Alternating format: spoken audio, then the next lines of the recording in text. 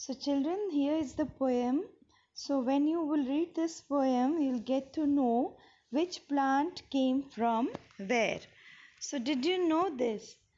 From South America long ago came a tomato, a potato, and a green chili. So tomato, potato, and green chili, it has come from the South America. So tomato and potato, they do not belong to us. They have come from South America. Do you know this? A cabbage came from Europe and also a pea. Okay, so cabbage and pea plant, they have come from Europe. From Africa came a coffee bean and a green bhindi. What do we call green bhindi? Okra. Okay, so you have to remember this name. A cabbage from the Europe, coffee from the Africa, from South Africa, South America, tomatoes, potatoes, and green chilies. They cross the land, they cross the sea. Did you know this? So, bhindi is also called as Okra, okra. So, these names you have to remember now. Okay. Now, but what are the fruits and plants which are originally from India? Who welcomed these plants? A mango sang, come in, an orange smiled inside its skin.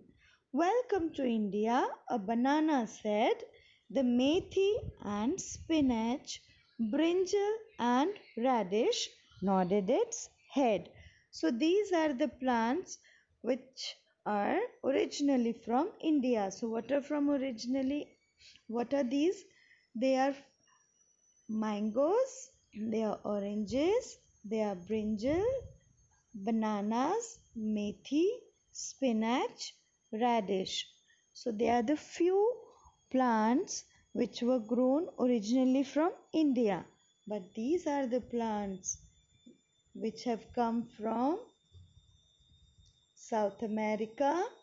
What are these? Tomatoes, potatoes, green chilies. Now just scroll it down, you will see, just mark it as I'm marking it. A